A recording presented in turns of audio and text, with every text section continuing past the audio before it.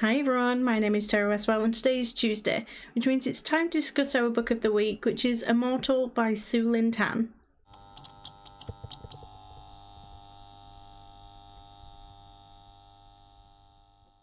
First, this is a spoiler-free section, so if you haven't read this book yet, don't worry about it. It won't be spoiled for you here. There will be some spoiler-related things that I want to discuss, but that'll be later on in the video, and you will get plenty of warning.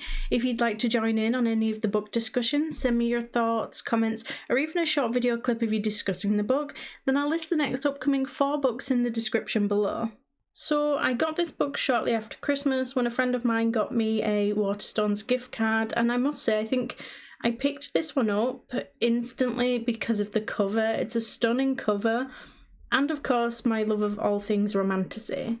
And to be honest, this book probably spent less time on the TBR bookshelf than most of them spend on there. Now, despite knowing that it's a romantasy and that the front cover is a vibe all in itself, I knew next to nothing about this book. I didn't know what to expect, and I didn't even know that, until after reading it, I didn't even know that the author did in fact have another series that is set in this same sort of universe. This is a standalone though, so you definitely don't need to read the series before reading this one. However, what I will say is that I don't know if it was the start of a reading slump or if it was the book itself, but it just took me a little while to get into this one. Which is totally unfair because it does actually jump into things pretty quickly and it's a really interesting concept. It's just that the first few chapters didn't grip me immediately. I rated this book 4 stars, however, upon reflection of the last few weeks, I think that I've definitely been rating books quite generously so far this year.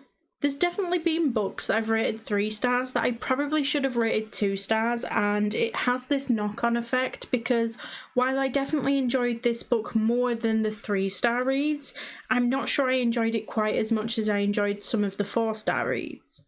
So maybe I should drop it down to like a 3 or a 3.5 or something, but then I feel like I would have to review the whole star rating for the 50-something books I've read this year. Leanne has grown up knowing that she must serve the Immortals who once protected her and her kingdom from a vicious enemy. But when she's poisoned, her grandfather steals an enchanted lotus in order to save her life. Enraged by his betrayal, the Immortal Queen commands the powerful god of war to attack. Upon her grandfather's death, Leanne ascends the throne, vowing to end her kingdom's obligation to the Immortals. But with darker forces closing around them and her kingdom plunging into peril, Leanne must risk everything in order to save her people from an unspeakable fate, even if it means forming a dangerous bond with an immortal. If I had to compare this to any other book, I'm not really sure. I do tend to sway more towards darker romantasy, but despite the similarities, I wouldn't really compare it to anything like A Shadow in the Ember or even Quicksilver.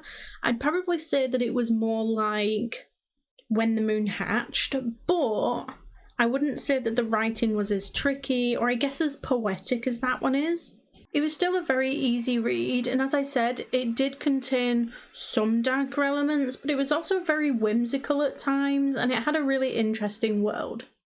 As I said, you are thrown into things pretty much immediately, and I know that it's quite divided on those who like to be thrown into the plot right from the very beginning and those who prefer to spend a little bit more time getting to know the world and the characters before they're introduced to the plot. I'm definitely a jumping in head first kind of preference, and unfortunately this one just didn't grip me quite as much as I would have liked. And then by the time I did finally start getting into the book, the pacing just felt a little bit off towards the middle. But then the pace would pick up towards the ending. It had some great twists and build, and even though it did have some tropes that I'm usually not a fan of, I did really like it and I really enjoyed the ending.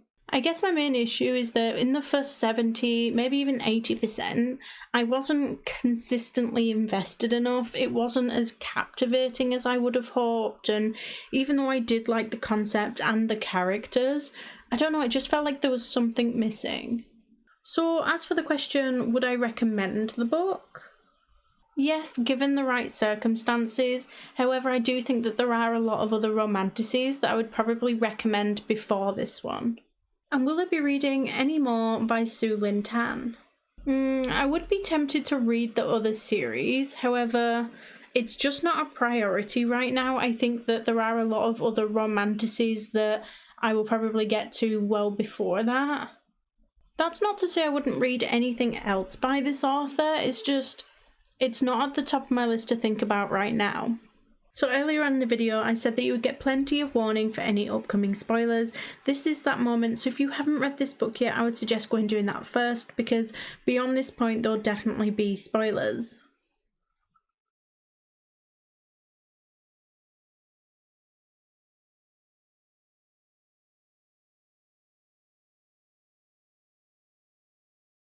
Okay, so the memory loss trope isn't my absolute least favourite. I wouldn't even necessarily say that I really hate it, it just kind of disappoints me. The thing is, it made sense for this book, it brought the whole story together, and I liked it for those characters, but I was still kind of about it. There's definitely been books where it has massively influenced my rating on the book. However, in this case, although I wasn't necessarily thrilled by the appearance of this trope, I don't think it impacted my overall thoughts on it too much. It made sense and it didn't rely solely on that trope. I mean, it was a pretty important part to one of the twists, but there was enough going on and other twists happening, so it just didn't annoy me too much. From what we saw of the world, it was quite cool. I mean, you've got people floating on clouds and riding mythical creatures. However, I think I actually would have liked a little more world building. I'm not really that big on things like epic fantasy, one reason being that I don't tend to like too much world building, but I do think that this one did go a little bit too far in the opposite direction. I think we could have gotten a much better picture of what all of these places were like, and I think that it was a real shame to the story, the characters, and what I believe the world could have been. I do also kind of feel the same about the characters. I mean, while I did like the main character and the MMC, I liked them as individuals and this long lost love thing they've got going on, but I also feel like they could have just had a little bit more depth. Which is a real shame because I liked everything or almost everything about this book. I mean, the concept, the plot, the politics, the world building, the characters, the creatures, but it just all lacked a little bit, and I guess that's the main reason as to why I rated it as low as I did. Maybe if they'd have spent a little bit more time on it and fleshed things out a little more, explored the world and gave things a little bit more depth, then, there's no reason as to why this couldn't have been a 5-star read. I mean, it almost felt like, apart from some of these ideas like the floating clouds and having some of these creatures flying overhead, the author didn't really know what the world looked like. I just think that even if you don't include most of it in the book, if you're going to write something truly impactful, then you as the author need to have a really good understanding of what your world looks like, and then it should show in the end product, and I just don't see that that's translated in this book. Again, I feel like I do need to stress that I did like this book, it just didn't wow me. But let me know what you thought. Did you enjoy the book? Next week we're discussing Holding the Reins by Paisley Hope, so don't forget to get your thoughts and comments in by Sunday the 15th of June at the latest to be a part of the discussion. You can now do this on YouTube, TikTok, Instagram or Discord. The following week will be the Bandit Queens, but don't forget if you do need a little bit longer to read a book, we do now list the next 4 books down below along with the discussion dates. That way you can choose the genre that best suits you and the best time frame to read it in.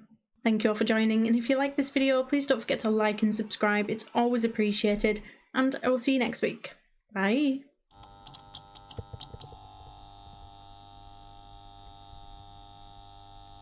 If you like romance, fantasy, or even thriller, basically anything fiction book related, then I suggest you head on over to the channel's intro video, where you can find out more information on how you can take part in this online book club.